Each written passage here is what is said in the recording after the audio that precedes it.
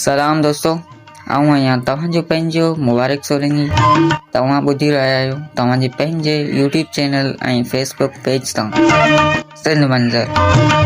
अॼु पाण ॻाल्हि कंदासीं उन कपिड़े जी जेको हिकु कपिड़ो नाहे पर असांजी सॼी सुञाणप आहे, अजरक। हा, अजरक जो ख़ासि रंग हिकु आम रवाज खे टोड़े थो। हाणे अचो तारीख़ी दौर में क़दम रखूं।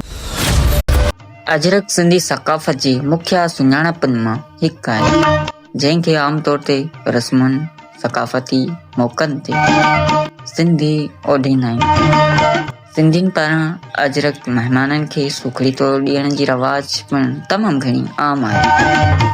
हिकु सोटी कपिड़े जी चादर आहे जेका तमामु ख़ूबसूरत ईंदी आहे। आसारनि ऐं ओञणनि मां मालूम थियो त सिंध में अजरक जी तयारी ऐं इस्तेमालु क़दीम ज़माने खां थींदो अचे।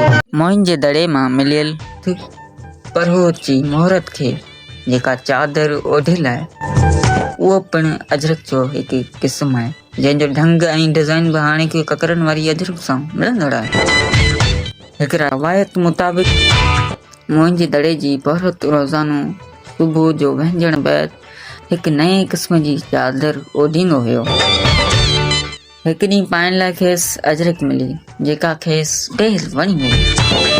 ॿिए ॾींहुं जॾहिं संदसि ॿाहूं अजरक खणी आयो त पौरत खेसि चयो अजरक, यानी हू अॼु बि उहा ई चादर पाइणु चाहे थो। उन अजरक वारे जुमिले मां वरी अजरक नालो पइजी वियो। अरबन अजरक खे अज़रक जे नाले सां सॾियो आहे।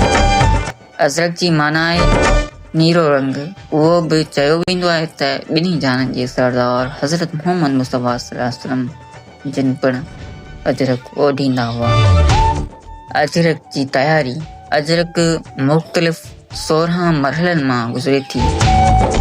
पहिरीं कपिड़ो वरितो वञे थो, हुन बैदि कपिड़े जा 5-5 मीटर जा टुकड़ा फाड़े सोढ खार में ॿोड़ियो ॾेई खंभ चाढ़ियो वेंदो आहे। हुन बैदि कपिड़े खे लाइ खंभ खां धोतो वेंदो आहे। उन बैदि साज विझिबो आहे।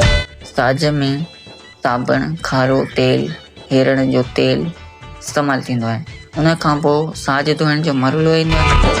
उन बैदि कसाई जो मरहलो ईंदो आहे, जंहिंमें साबुण, हेरण जे तेल ऐं सुकल लीमन मां हिकु महलो ठाहियो वेंदो आहे। उन बैदि अजरक छपाई वारे मरहले में ईंदी आहे। पहिरीं मरहले में असल जी छुर थींदी आहे। उन बैदि कट जो मरहलो ईंदो आहे। तंहिंखां पोइ खड़ जो कमु थिए थो।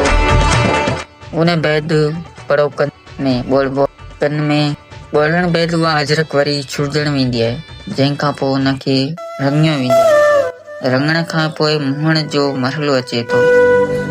उन बैदि मीना जो कमु थींदो आहे। मीना जे मरहले दौरान मख़सूस थींदो आहे। आख़िर में उनखे ऊंडेंगो गुलीअ में ॿोड़ियो वेंदो आहे, जंहिं बैदि अजरक तयारु थींदी आहे। 5 मीटरनि वारी अजरक ते 5900 दफ़ा ॿिन्ही पासा खां रुगो ठपा हया वञनि। अजरक जी तयारी लाइ 28 खां 30 ॾींहं इंतज़ारु करणो पवे। हीउ तमामु ॾुखियो न आहे। अजरक जी तयारी चुराईसनि जी ख़ासि हुनुर आहे। उन जी तयारी में वॾी महिनत ऐं महारत जी ज़रूरत आहे। उन जो अंदाज़ो उन मां लॻाए सघिजे थो त अजरक मुख़्तलिफ़ 16 मरहलनि मां गुज़री मुकमल थिए थी। अजरक जी छुराई जा वरी 5 मुख़्तलिफ़ मरहला आहिनि। हर मरहले में मुख़्तलिफ़ क़िस्मनि जा रंग, पोर या ठपा लॻंदा आहिनि। हिकु अजरक जे मुकमल थियण ताईं अटकल 2500 भेरा पोर या ठपा लॻंदा। इन खां सवाइ अजरक जी तयारी में 16 मसाला इस्तेमालु थींदा। डिज़ाइन ऐं रंग जे लिहाज़ खां अजरक जा क़िस्म 10 खां मथे उन जा नाला बि अलॻि अलॻि आहिनि। अजरक घणो करे लाड़ वारनि शहरनि में ठहे थी, जहिड़ो नसरपुर, नंढो मोहम्मद खान, खैबर, सेखाट, मटियारी, हाला, बिटशा, मातली ऐं उत्तर वारे सेमूं। तखर में अजरक ठहे थी। अॻी ठखड़ मांझंदि में बि अजरक ठहंदी हुई। पर उहे मर्कज़ कॾो खां बंदि थी विया आहिनि। रंग जे लिहाज़ खां हिकु अजरक जा घणो करे 4 रंग थींदा आहिनि: अछो, कारो, ॻाढ़ो, नीरो। अजरकनि में नीरो या कारो रंग न हूंदो त उहा अजरक 3 रंगनि वारी थींदी आहे। नीरो ॻाढ़ो रंग कॾहिं हल्को हूंदो आहे त कॾहिं वरी तेज़, हुन करे ॻाढ़ो रंग कॾहिं नासी थी वेंदो आहे। अजरक जी ज़मीन या तर जो रंग ॻाढ़ो या नीरो हूंदो आहे। लीका ऐं चिट कारा हूंदा आहिनि। फुलड़ियूं यानी गुलकारी अछी हूंदी आहे। समूरी अजरक हथ जी महिनत सां तयारु थींदी आहे। हिंदुस्तान जे विरहाङे खां पोइ पहिरीं अजरक तमामु घणी तइदाद में ठहंदी हुई।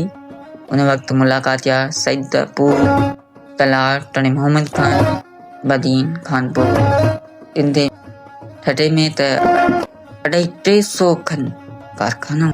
सिजावल, मीरपुर, बठोरो, मटियारी, भिटशाह, टंडो आदम, टंडो फैसल, हौसली में बि उहो कमु तमामु घणो थींदो हो। हिन वक़्तु मटियारी ऐं टंडे मोहम्मद खान में 2 अहम मर्कज़ बाक़ी रहिया। हिन खां सवाइ भिटशाह ऐं सहता में बि कमु थिए थो। सेखार सईदपुर में बि 1 कारखाना आहिनि।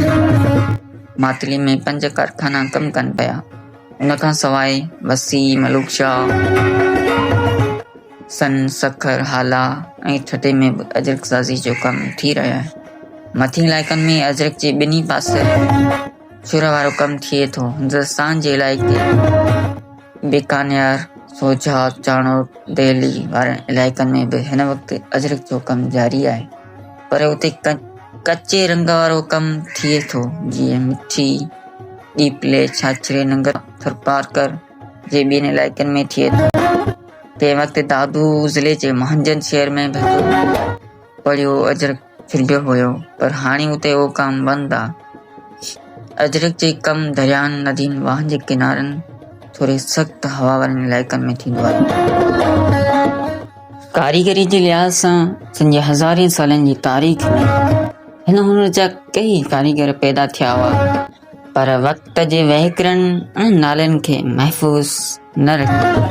अजरक पंहिंजे पोरनि, ठपनि ऐं रंगनि सबबु मशहूरु आहे। लतीफ़ साईं पोर ऐं छुर जी अहमियत खे हिन तरह वाज़े कयो: छुरियूं छुरणु सिखियो, पिनूं कयऊं पोइ। अजरक हर मौसम में प्यारी ऐं तमामु घणी सुठी लॻंदी। अजरक खे नंढा तोड़े वॾा, औरतूं, मर्द, पोढ़ा, पक, मतिलब त हर माण्हू अजरक खे वॾी शान ऐं मान वधी। अजरक जो पटको बि वॾी शान सां ॿधो वेंदो आहे। अजरक सिंध जी सक़ाफ़त जी हिकु अलामत आहे, जंहिंखे माण्हू प्यार, अमन, भाईचारे जो सबक़ तौरु सम्झनि। सिंध जे कंहिं बि इलाइक़े में जॾहिं को महिमान ईंदो आहे त हुनखे मान ऐं शान अजरक ओढ़ाई वेंदी आहे। सिंध में घणो तणो घोट पंहिंजी शादियुनि में अजरक ओढ़ी ऐं पाकिस्तान जे ॿियनि सूबनि सां सिंध में अजरक जो रवाज तमामु घणो आहे ऐं ख़ासि करे सिंध में बि लाड़ वारे भाङे में घणो अजरक न रुगो सिंध ऐं पाकिस्तान में मक़बूल आहे, पर हुनजी मक़बूलियत सिंध ऐं पाकिस्तान जूं सरहदूं टपी ॾेसावर में बि पहुची चुकी आहे। पड़े दोस्तनि खे ॾियण लाइ अजरक खां वधीक बहितर का बि सुखड़ी महसूसु नाहे कई। मौजूदा दौर में अजरक मां पड़ा, ज़नाना चोला वग़ैरह ठाहिया वञनि था। अजरक जी मक़बूलियत जो अंदाज़ो उन मां बि लॻाए सघिजे थो त अॼुकल्ह कारखाननि में अजरक जी डिज़ाइन ते कपड़नि जा ताकिया तयारु कया वञनि था। उन में रेशमी सन्नो कपिड़ो बि अची। तव्हां सिंध जी सूंहं सक़ाफ़त जे वॾो मान शान रखंदड़ अजरक जे बारे में छा था ॼाणो? असांजे कमेंट सेक्शन में ज़रूरु पंहिंजी राय खां आगाह कजो ऐं तव्हांखे हीउ वीडियो असांजो कीअं लॻो उन जो बि ॾिजो राय। ऐं असांजे यूट्यूब चैनल सिंध मंज़र ते सब्सक्राइब ऐं लाइक कमेंट्स वग़ैरह करे छॾियो, जीअं ईंदड़ नओं वीडियो सभ खां पहिरीं तव्हां ताईं पहुचे। उन खां सवाइ फेसबुक पेज ते बि फॉलो करे छॾियो। महिरबानी लख कुर्ब। पाण न पंहिंजे डॉक्यूमेंट्री वीडियो खे कयूं था इख़्तिताम। ईंदड़ नए वीडियो ताईं पंहिंजे दोस्त ऐं होस्ट मुबारक सोलंकी की जो इजाज़त जारी पे तारीख़